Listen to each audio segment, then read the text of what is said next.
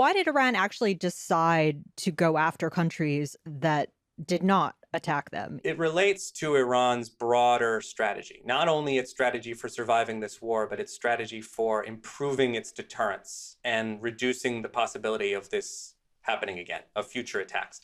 The bigger scenario that the Iranians are more concerned about is a scenario where Iran turns into Lebanon or Iran turns into Syria, a country that you can just bomb, that Israel can just bomb whenever it wants to. They're very, very concerned about that becoming the new status quo. So that is what's driving their strategy. They want to restore deterrence. And their way of doing that is indicating to everyone, the United States, Israel, the GCC, but the entire world, that attacking us is not worth it.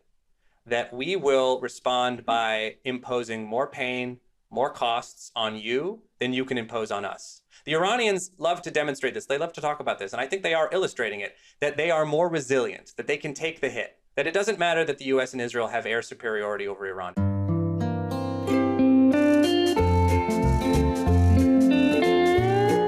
Hello and welcome to another episode of the Odd Lots podcast. I'm Joe Weisenthal. And I'm Tracy Alloway. Tracy, we're recording this the morning of March 19th, around 9 a.m. And that's how you know it's bad, when you have to throw in the hour and the minutes. 9:07 a.m. 9:07 a.m. And I think the story right now is just the degree to which people are realizing more and more energy infrastructure in the region. We're talking about the Iran war, of course. More and more energy infrastructure in the region. I mean, it's literally on fire. Yeah. The thing that I've noticed, having recorded these sort of emergency podcasts over the past, I guess, 2 weeks now, is that we will talk about a hypothetical, like, yes. What happens if Iran strikes the port of Salalah in Oman? And then a couple days later, it happens, which gives you an indication of how quickly things are progressing. And one thing that has happened in just the past day or so since we recorded an episode with Bob Brackett on Nat Gas is we had Israel bombing Iran's infrastructure in the South Pars gas field. And that was kind of a hypothetical that we talked about with Bob, and it happened shortly after. And then after that, we also had Iran bombing Qatari energy assets in the South Pars. So it's just progressing quickly. Yes, that's right. Our colleague, Dylan Griffiths, has put together a really excellent list. I mean, the thing was, so we did that episode sort of near the beginning, or I've lost track of the time, with Rory Johnston. And he said the closure of the Strait of Hormuz was itself this sort of hypothetical that was so extreme that it was almost not worth contemplating. So I think your framing is really excellent. All of these things that are just sort of like, you think about them as very bad possibilities, and one by one, they become realities. Our colleague Dylan Griffiths has a really excellent just sort of list of energy infrastructure damaged in Iran war piece, and it just goes down through the list. One of the refineries in the world shut down as a precautionary measure. Ras Tanura, a refinery in Saudi Arabia, halted. Various pipelines, gas facilities, and so forth. There's just a lot that's damaged, which of course means that the Strait of Hormuz is only one aspect. Maybe it gets opened, but then there's of course the question of like all the infrastructure that's been damaged and how long it takes to come back online at anything near full capacity. Right. And this raises two interesting questions, I think. One is that it seems like the U.S. and maybe Israel to some extent weren't expecting Iran to hit back against various energy infrastructure, assets, or even cities this hard, right? And I think Trump has said a couple of times that he didn't expect Iran to, for instance, like go after targets in the UAE and places like that. So I have questions over what's happening there. Like, why did that become a strategy? And then secondly, the thing I'm wondering is, how much financial pressure does this actually put on Iran? Because at the moment, yes, some of its big gas producing things are getting hit and damaged, and it seems like that's going to cause some fallout. But on the other hand, if oil prices are spiking, and if Iran can still get out some oil to a certain extent to places like China, is that actually a fiscal windfall for them? Like, can they withstand some of this chaos better than perhaps other places can? Right. And, for the U.S., obviously, a lot of this translates into higher prices at the pump. For some of the region Gulf countries, I mean, it's GDP catastrophe, right? And some of the estimates for what some of the countries are expected to see a reduction in GDP, I think I've seen numbers like 15%, et cetera. I mean, we're talking about, that's depression levels, declines and so forth. And so the degree to which this drives a serious wedge between Gulf countries and the United States is, of course, obviously a big part of the story here. Anyway, and of course, that makes the logic of the strikes, right? I mean, this is that makes the Iran's logic seem very clear, drive a wedge between U.S. and its friends in the region and so forth. And so anyway, we need to understand both better just how serious this damage is, the long-term fallout, because this is very important from an economic story, and then the way to think about this damage in the context of war strategy itself and what constitutes success for Iran here as it tries to defend and itself. how all of this is actually playing on the ground in Iran, because, of course, we don't have very good insight at any moment in time into domestic Iranian politics. Definitely not. All right, well, we really do have the perfect guest, someone we've spoken to before, someone we turn to frequently when the discussion is about Iran or it's about oil, and certainly some combination of the two. We're going to be speaking, of course, perfect guest, Greg Brew, senior analyst at Eurasia Group. He is the author of 2 books that directly relate to this: Petroleum and Progress in Iran, Oil Development in the Cold War, and The Struggle for Iran, Oil Autocracy in the Cold War. So, Greg, thank you so much for coming back on Odd Lots. Hi, Joe. Hi, Tracy. Thanks for having me back.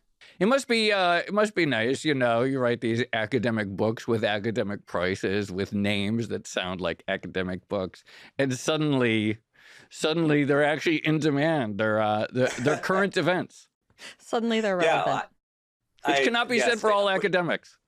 They weren't relevant before. They were very boring, and only a handful of people cared about them. And now the number is slightly more than a handful, perhaps. It's definitely more than a handful. Why don't we just start off with the sort of very big picture, which is, let's just put on your energy analyst hat for a second, and then we'll get into all the sort of understanding Iran more. From your energy analyst hat, how shocked are you by the sort of scale of destruction that we've seen with energy infrastructure over the last couple of weeks? So I think I'm shocked. I think I'm officially shocked after the events of the last 24 hours, where you saw both Israel attack the South Pars gas field in Iran, which supplies 70% of Iran's gas supply. And then quite quickly, within hours, Iran responding by striking the Ras Laffan LNG processing facility in Qatar.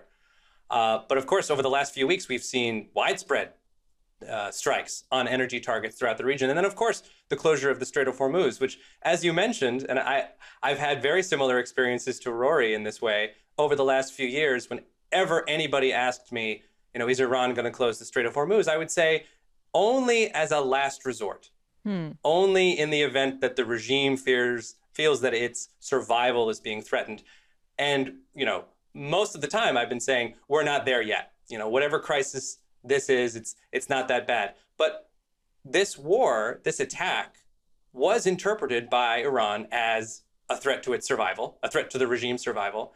And it responded in a way that it has been saying it would respond for a long time. So I have been shocked, but if I were a better Iran and energy analyst, maybe I shouldn't have been.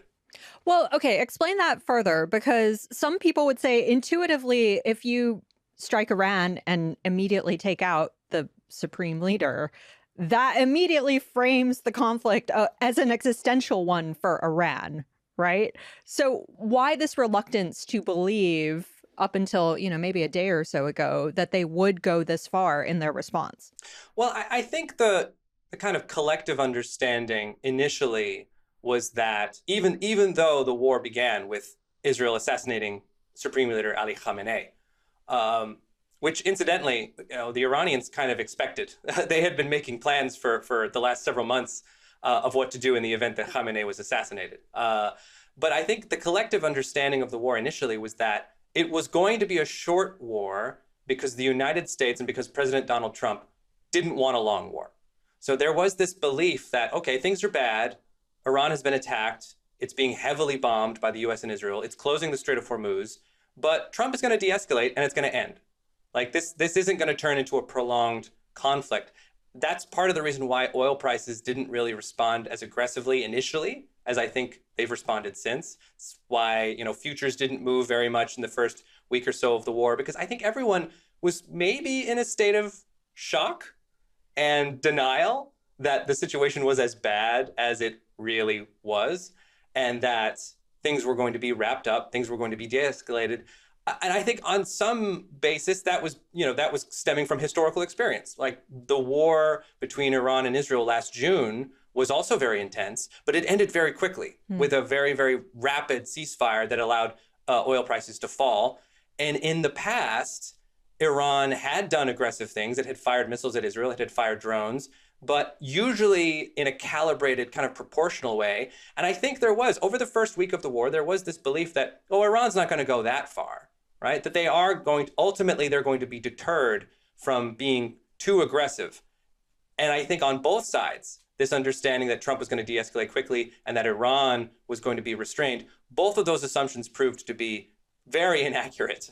And now that we're in the third week of the war, I think it's really settling in how bad this is going to be, and how much work it's going to take to de-escalate. Well, obviously a big part of the reason that we want to talk to you is we think that you have greater insight into the sort of domestic politics in Iran, better than most energy analysts that you're going to come across. But actually, let me flip the question and maybe not go to your academic wheelhouse, but just your take. The expectation is Trump is going to taco because he can't stand oil at $100 or more, and that this will prove to be a forcing mechanism for him to one day just declare victory. That'll say, you know what, we've taken out enough infrastructure, they're no longer a threat. And as you mentioned, he hasn't. And if anything, it seems like we're bringing more assets to bear on the region. So this is taken by people by surprise. As of right now, Brent crude trading for about 113, very close to the crazy highs of Monday, March 9th. Do you have an idea for why perhaps the collective assumption of an imminent Trump taco has not borne out, and why he actually seems to be willing to accept some economic pain and prolong this longer than just, declaring victory anytime? Sure thing. I mean, the only thing that's somewhat more challenging for an analyst in my position, more challenging than diving into the psychology of the Islamic Republic, is diving into the psychology of Donald Trump. But I'm going to give it a shot. Okay. So yeah, again, going off of historical experience, here was an individual, a person who'd been in the public eye for decades, who always seemed to be preoccupied by the price of gasoline. Like you go back over the last 30, 40 years, Trump is always talking about gas prices, right? Keeping gas prices low, how gas prices reflect poor governance, poor economic performance. You got to keep gas prices low if you want to be successful. He talked about it a lot in his first term. He talked about it a lot last year, coming up into this crisis. And then suddenly we're in the context of a war. Strait of Hormuz is closed. 20% of the global oil supply is being disrupted or shut in some way. Gas prices are climbing to highs that we haven't seen in years. Oil is over 100. And then suddenly Trump is acting like that doesn't matter, like he doesn't care. It's curious. I think it comes down to a couple of things. I think it comes down to, in this context, he is maybe more conscious of looking weak than taking the taco and taking the short-term win, and seeing the economic indicators, the financial indicators swing back in his favor. I think the size and scale of this conflict, the fact that it's not just sort of the adventure in Venezuela, or putting pressure on Russia. It's a war. There are dozens of U.S. warships, hundreds of planes, thousands of U.S. personnel, GCC states, allies to the United States, that are under consistent fire. It's a big deal. And to taco now would not only, I think, expose the president to criticism in a way that maybe he hasn't been exposed over previous foreign policy adventures, where he's always sort of managed to escape looking very tough, looking very assertive. If he does back down right now, it feeds directly into the Iranians' narrative of victory. This sense that Iran is tougher, more resilient, more able to withstand pain, and that eventually they will outlast not only the United States, but more specifically, the US president. That is entirely what is driving Iran's strategy from the opening of the war.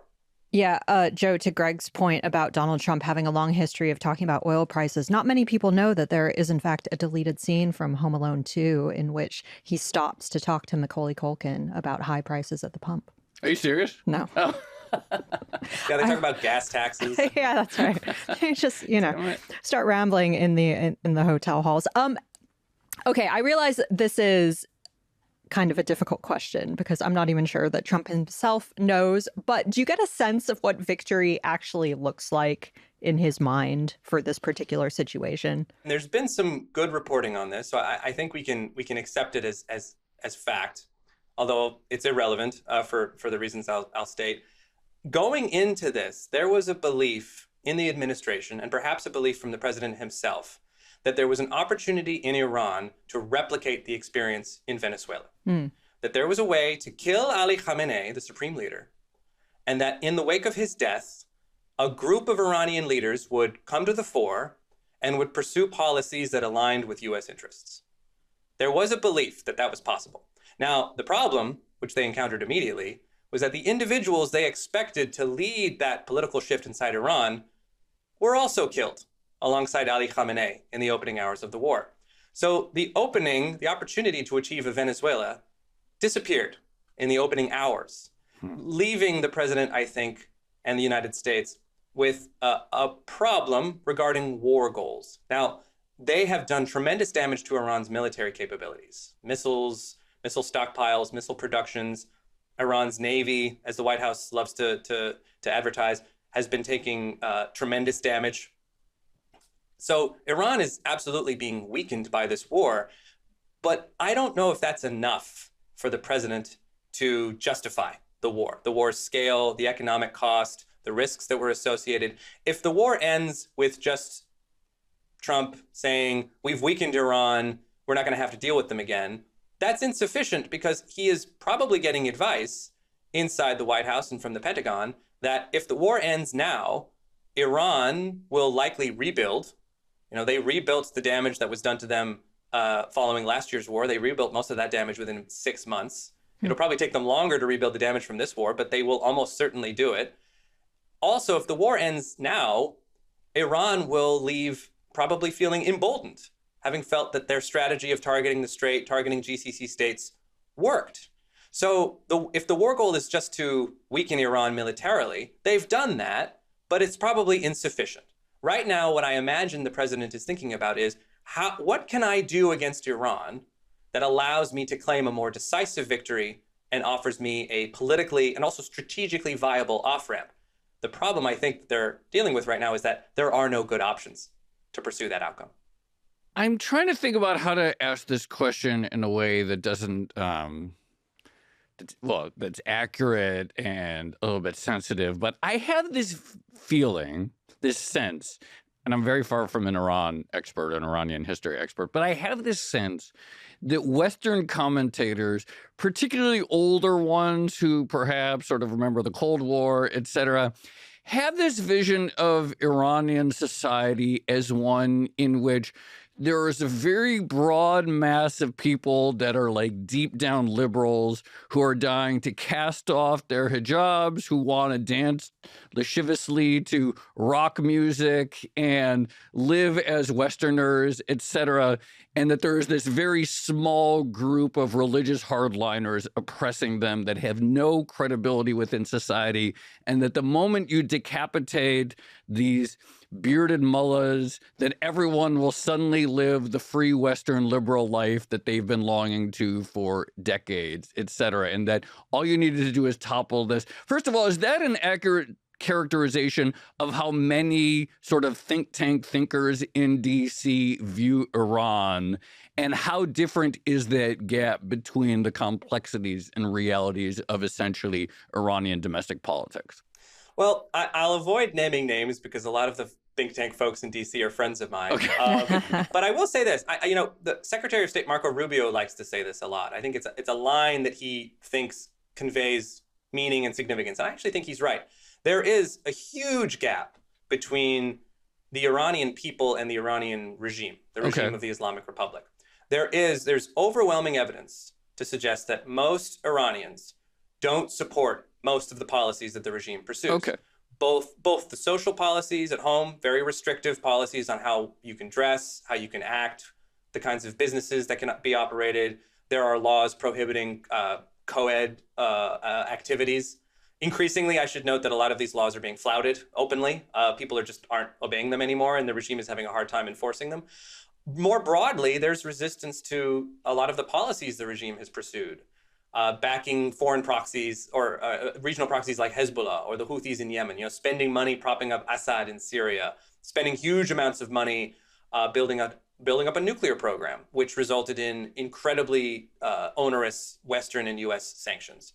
And then just the general sense that there are elections in Iran, but they're not really free or fair. Lots of candidates that people would vote for are barred from running for office. There are politicians who have spoken out on the subjects of reform, on democratization. They are silenced, they're arrested, or put under house arrest. So it's an incredibly, restrictive political environment, and one that a lot of Iranians don't support. On the sort of broader ideological frame, there is a core of support for the Islamic Republic as a political experiment. There is still this group of people inside the country.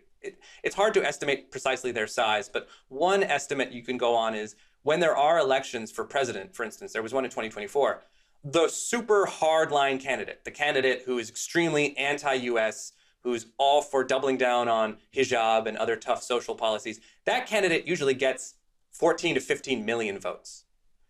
And when the regime has demonstrations, when there are official days of celebration, when they come out and they hold marches, very often these marches are pretty well attended. People do show up. The regime can probably count on the support of a hardcore of maybe 10 to 15 to 20% of the population. Okay. That's probably enough for them to stay in power. The other aspect of this, and it's not a uniquely Iranian story. Decades of repression and monitoring political dissent, restricting the political environment. What that means is that there's really no organized political opposition inside Iran. There's no opposition candidate or opposition leader who's fighting the good fight. There are some individuals, but they're not really at the level that they could organize an alternative government. The other aspect of it is there are whole institutions that are built into the fabric of the Islamic Republic. The IRGC, the Islamic Revolutionary Guard Corps, kind of being the most important, but it's really just one of many, who exist solely to preserve the regime from internal and external threats. They also happen to have all of the guns. So as with other authoritarian governments, not just today, but going back 50, 60 years, this is an environment, this is a political context where the mass of people don't really support the government and would love to see a different government, but it's difficult for them to implement change given the obstacles that they face. And unfortunately, January was illustrative of all of those realities. The attempt to effect change through popular demonstration was put down with overwhelming and lethal force.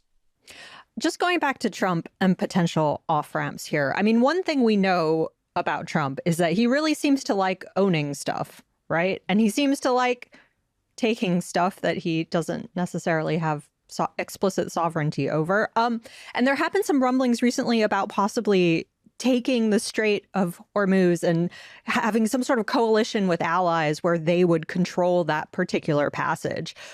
First of all, do you get the sense that that's actually an off-ramp that he's thinking seriously about? And then secondly, is that realistically an option for the U.S. to do, given that its allies in particular don't seem to be particular fans of the Trump administration at this moment in time? Yeah, so on that, it does still speak to this problematic context that Trump finds himself in politically and strategically if he chooses to de-escalate now.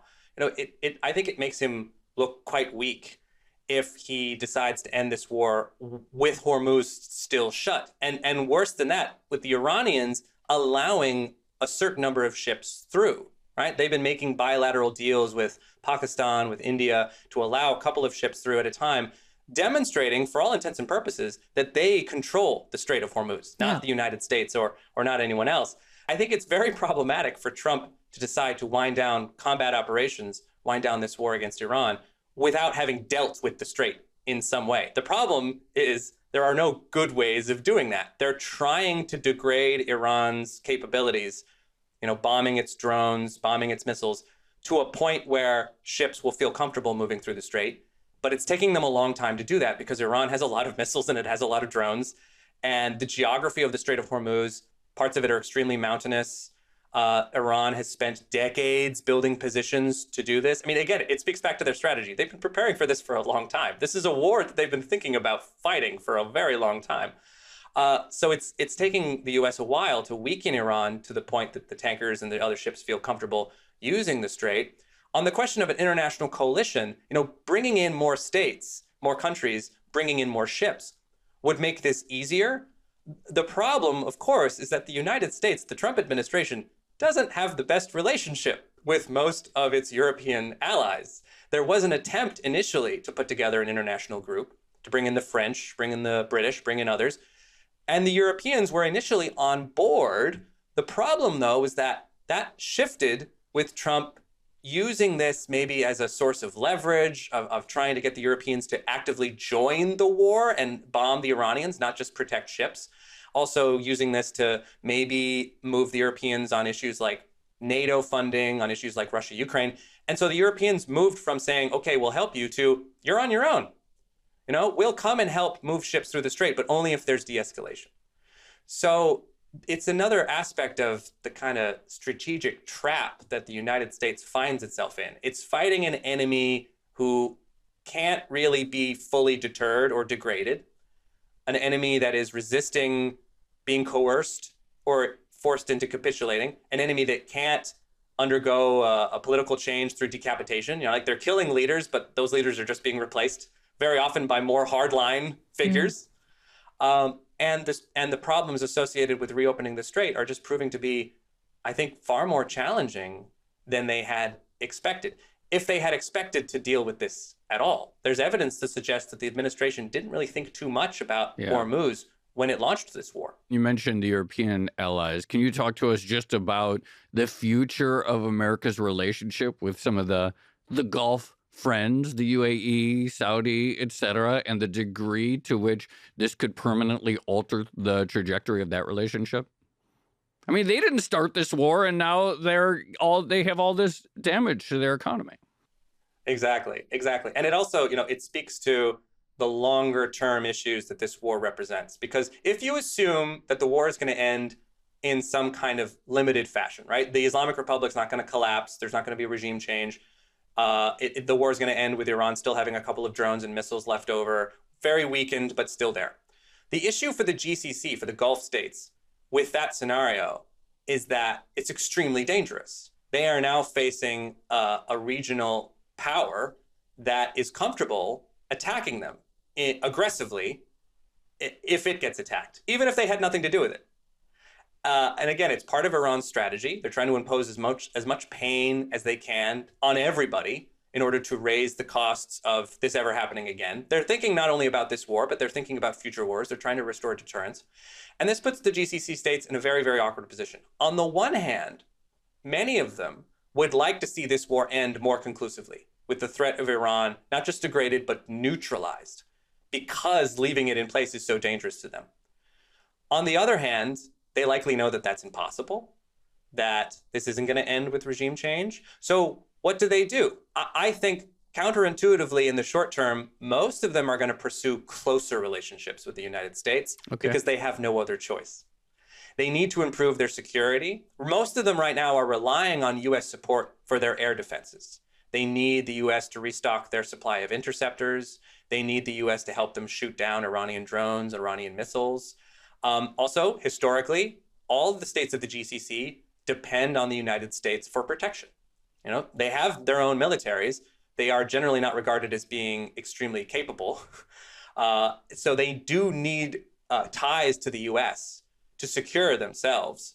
And this war has, if anything, made that relationship with the U.S. all the more important. But that's not enough, because they've now seen that if the U.S. attacks Iran, they will be on the front lines. So they're likely going to have to balance that somehow.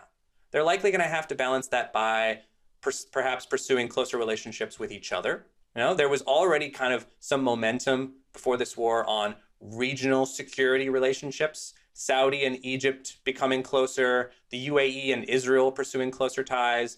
Saudi and Pakistan have a mutual defense treaty now. They will come to each other's protection. They will come to each other's aid if they're attacked. Although Pakistan is not attacking Iran, even though Iran is attacking Saudi Arabia. So the full value of that agreement is maybe somewhat suspect.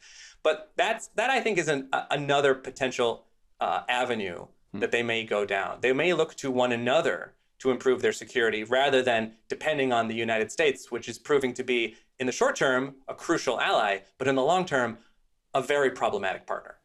So on that note, why did Iran actually decide to go after countries that did not attack them? You know, Gulf countries, ex-Israel, and other than the United States? Because again, like, it's never really done this before. And the expectation, certainly, of people who moved to places like Dubai and Abu Dhabi, and I count myself in that bracket, was that Iran probably wasn't going to ever target them. It relates to Iran's broader strategy, not only its strategy for surviving this war, but its strategy for improving its deterrence and reducing the possibility of this happening again, of future attacks.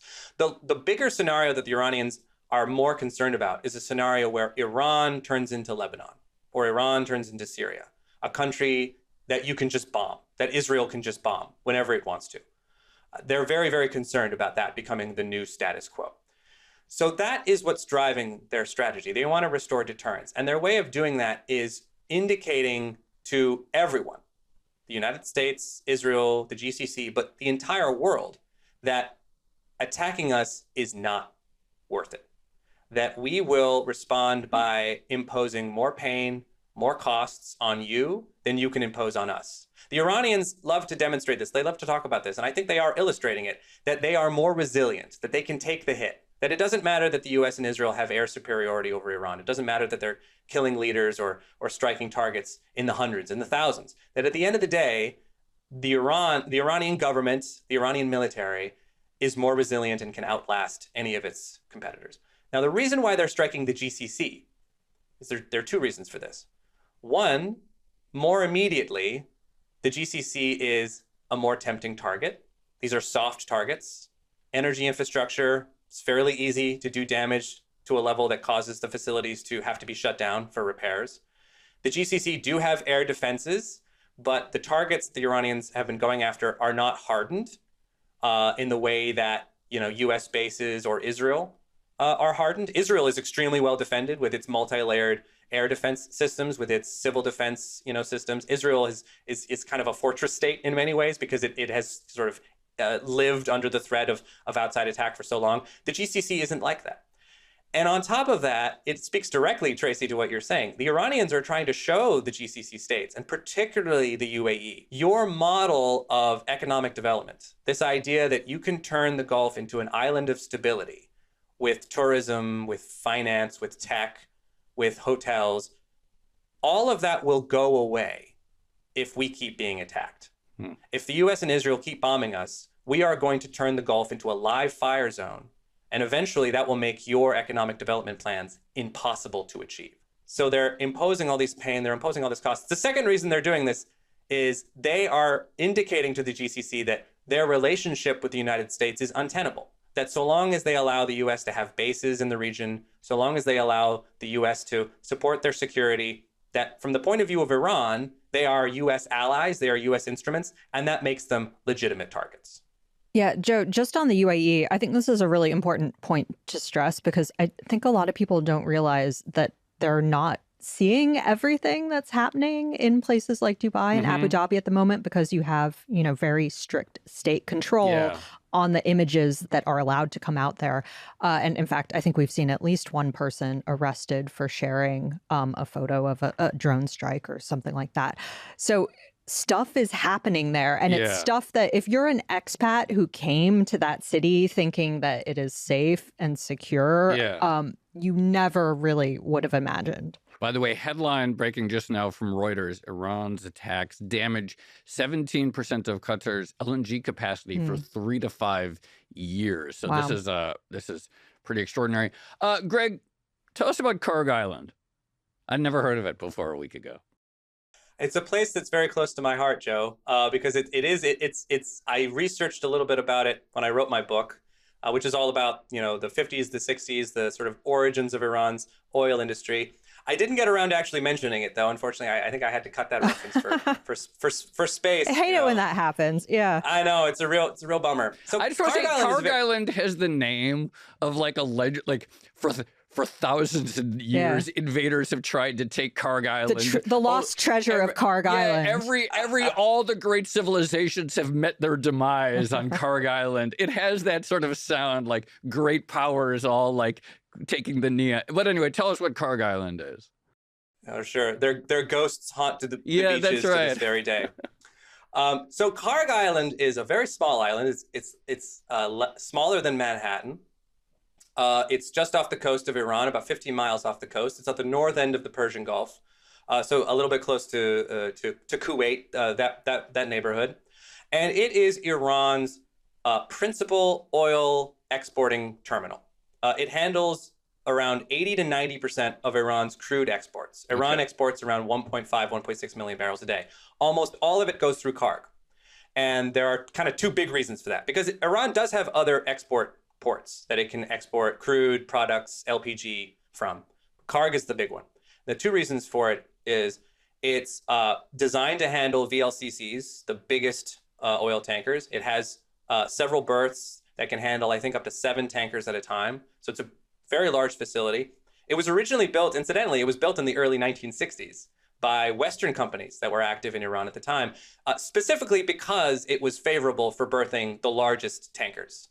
So that's what it was originally designed for. It's also close to Iran's main oil fields. So it's fed by a number of pipelines from the coast that bring crude directly from Iran's major oil fields in the province of Khuzestan in southwest Iran. So geographically, it's well positioned.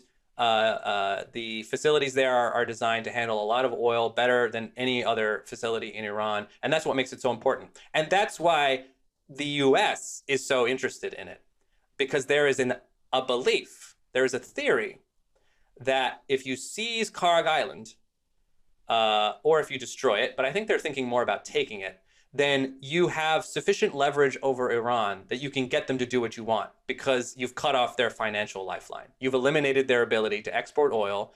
Ergo, they will be forced to do what you want in order to start exporting oil again. That's the thinking. The problem I have with that theory is that I don't think it's right. Okay, say more. Okay. So first of all, as I mentioned, Iran has other means of exporting oil. It has other export terminals.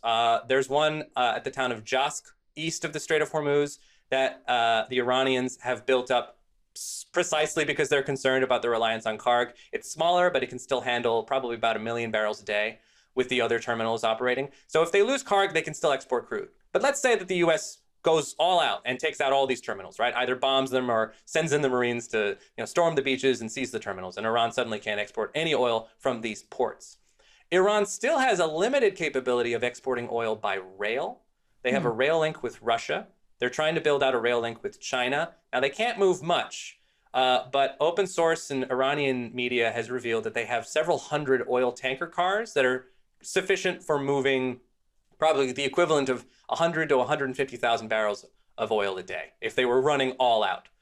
The other element of this is that Iran has, because it's been operating under sanction for so long, Iran, or I should say the regime, has means of moving oil that are not as easily observed. So oil gets smuggled out, particularly through Iraq. It gets loaded onto smaller tankers and smuggled out. Iran has a very, very large refining base, and it's been very profitable for groups attached to the Islamic Revolutionary Guard Corps to buy crude inside Iran, refine it, and then smuggle it out of the country and sell it for huge profits, because oil is subsidized inside Iran. So you can get it for virtually nothing, and then you can sell it in another. So there's other ways that they can move energy and move oil without having to rely on Karg. A lot of those ways are controlled by the IRGC, which would probably become even more powerful in the event that Iran loses Karg, because suddenly they have greater control over a smaller fiscal pie. And this also speaks to the psychology of the event. The Americans, I think, assume, or perhaps elements of the Trump administration assume, oh, if we take Karg, then they have to do what we say because they're going to want to export oil again. I think that misunderstands the let's say, psychological characteristics of not only the Islamic Republic, but also of the Iranian state.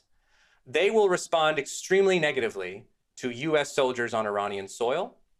They will respond very negatively to any overt attempt to force capitulation. And I think it's certainly for the short term and probably for the medium and long term as well, they would rather live under greater financial pressure and an inability to export oil in volume than to capitulate to a US pressure campaign that involves the invasion of Iranian territory. This reminds me of something that I wanted to ask exactly on this point, which is I think one of the underappreciated facts of this particular situation is that Iran's been sanctioned for a while, and this gray market infrastructure already exists. And so I'm curious, but assuming that if the U.S. were to try to crack down on some of that sanctioned oil and the way it actually gets out of the country, would you expect that gray market system to start to break? Or would you expect to see it sort of maybe formalized to an extent or grow even stronger in the face of U.S. pressure like on Karg Island? Well, it's been a long-running dilemma for the United States, which is, how to make sanctions work on Iran. I mean, I think part of the reason why we're now in a shooting war with Iran is because sanctions didn't work. Sanctions were designed to change Iran's behavior, to force them to make concessions. Iran found ways around the sanctions, refused to make concessions, and the U.S. Felt, I think, compelled to some extent to use military force, although I think there were lots of other reasons on top of that. If the U.S. were to, let's say, take Karg, but also to try to really vigorously eliminate Iran's ability to export oil, first of all, I think it would have to be pretty comprehensive, and I think it would have to be pretty aggressive, and it would have to be sustained for quite a while, right? Patrolling Iran's coastline, it's about 1,200 kilometers long, stopping any and all ships that are trying to exit Iran's export terminals, clamping down on overland routes. Iran smuggles oil through Iraq. It also smuggles a certain amount of oil through Turkey and into the Caucasus and into Pakistan. That trade is much more difficult for the U.S. to interdict. And that's where a lot of this illicit kind of gray market activity happens on top of the black market activity. So I think the upshot of trying to cut off the flow of oil with the means that the U.S. has, including military force and interdiction, only incentivizes the Iranians to turn to these alternative routes. At the same time, what you're doing on the market level is you're putting more upward pressure on prices. Yeah. You're creating an environment of higher prices, which only further incentivizes gray and black market activity, because now the profits are even better. It's interesting.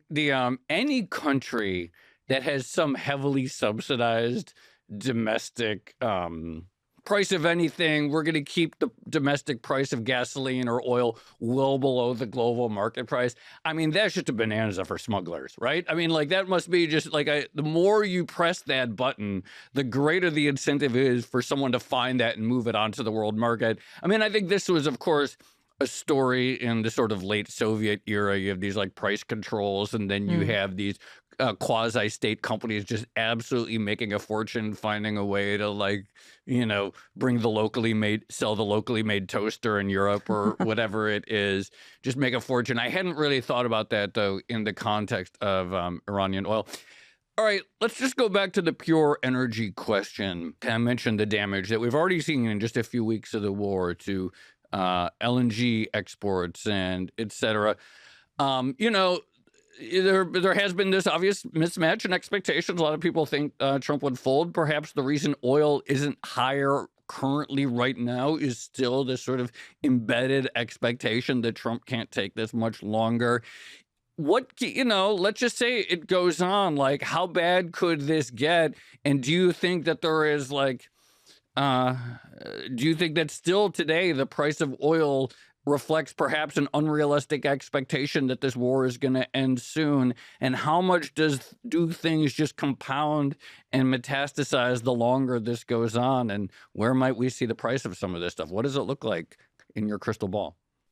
So I think expectations are definitely shifting or have shifted to the belief that this is likely going to go on for a while, and that the supply effect is now such that prices are going to stay high for the rest of this year.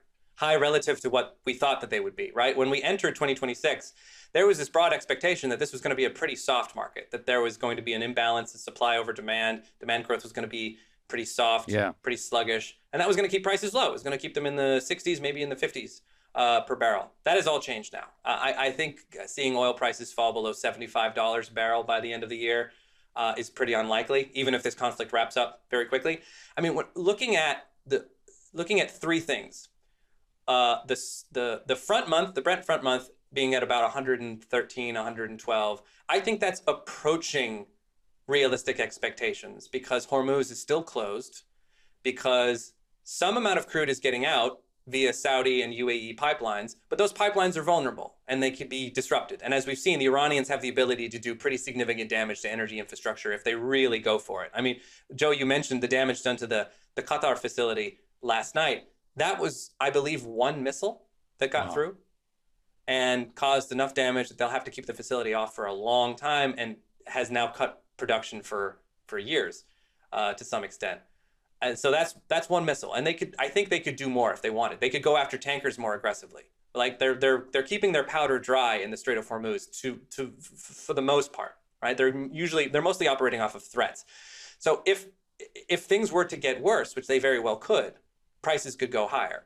The other price point to look at is spot price for physical cargoes coming out of the region, right? If the Brent front month is around 111, and that's the future, that's the futures.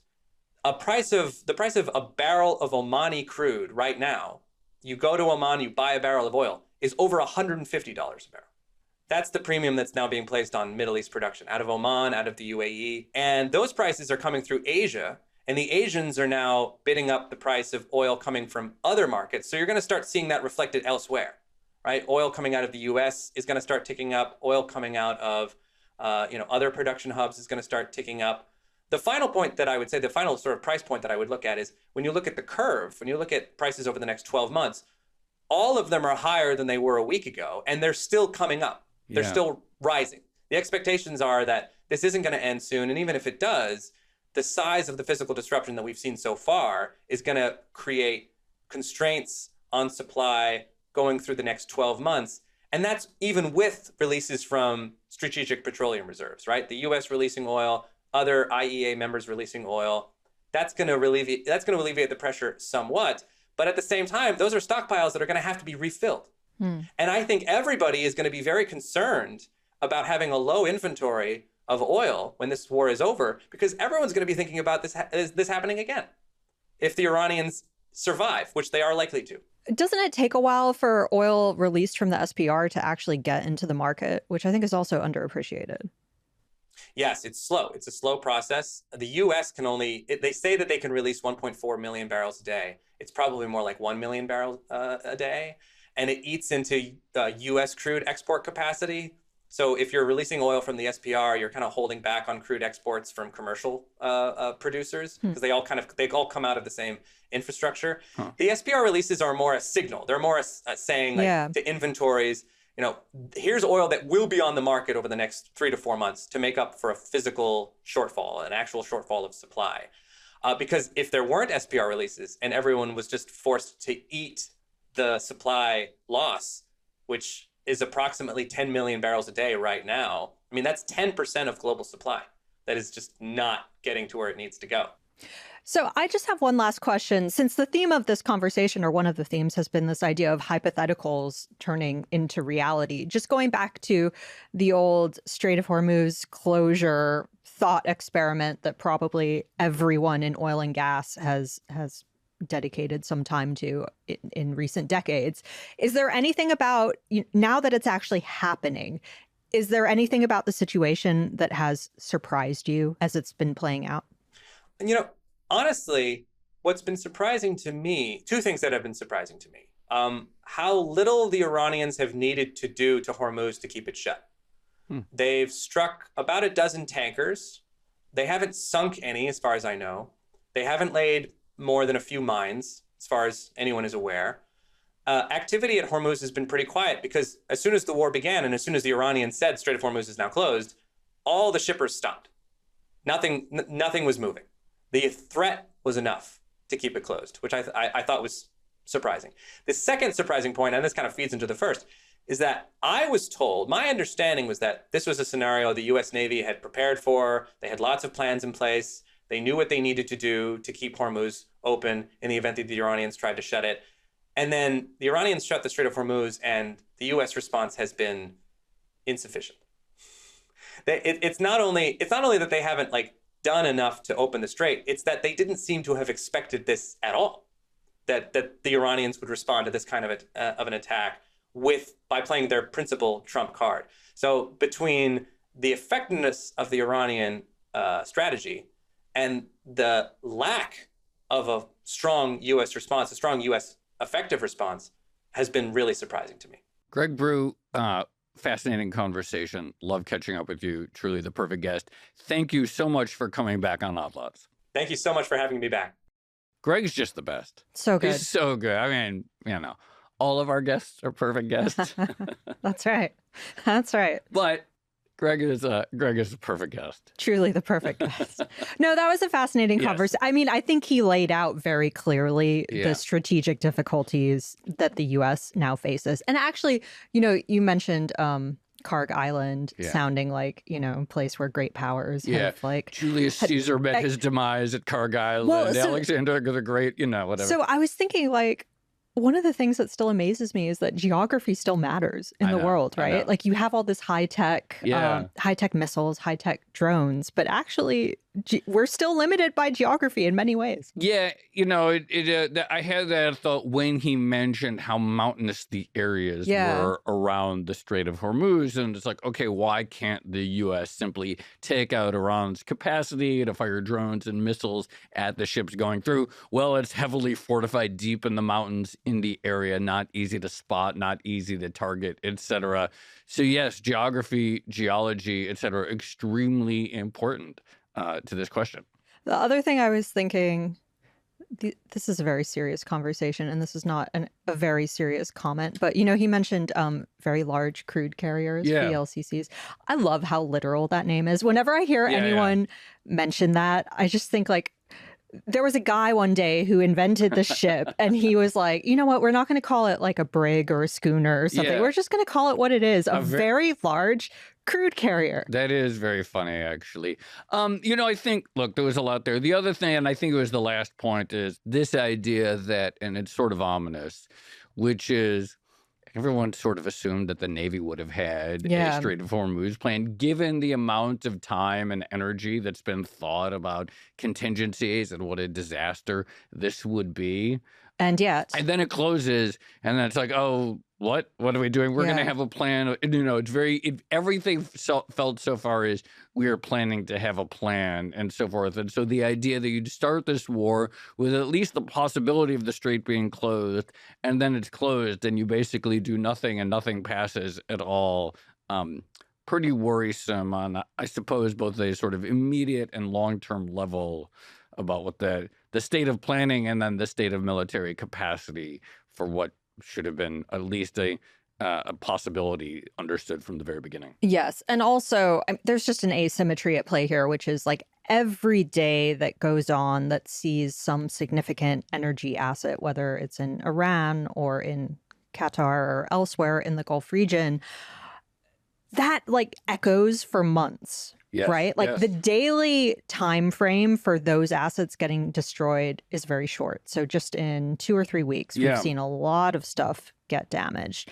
But the time frame for the actual impacts of all of that to come to fruition and ripple throughout the economy are very, very long. Yes. And so I just think with every day this goes on, with every additional bit of infrastructure damage, it just gets worse and worse. It gets worse and worse. And as you said, these are one missile, right? In some of these instances. And you're talking about years of damage to infrastructure, which is pretty ominous for any sort of expectation that, again, Trump could taco, right? He could declare war and still talk about years of repercussions from this. So, yes, pretty serious consequences to all of this. All right. On that note, shall we leave it there? Let's leave it there. This has been another episode of the Odd Lots podcast. I'm Tracy Alloway. You can follow me at Tracy Alloway. And I'm Joe Weisenthal. You can follow me at The Stalwart. Follow our guest, Gregory Brew. He's at GBrew24. Follow our producers, Carmen Rodriguez at Carmen Arment, Dashiell Bennett at Dashbot, and Cale Brooks at Cale Brooks. And for more Odd Lots content, you should check out our daily newsletter. You can find that at Bloomberg.com/oddlots. And you can chat about all of these topics 24/7 in our Discord, discord.gg/oddlots. And if you enjoyed this conversation, then please leave a comment or like the video, or better yet, subscribe. Thanks for watching.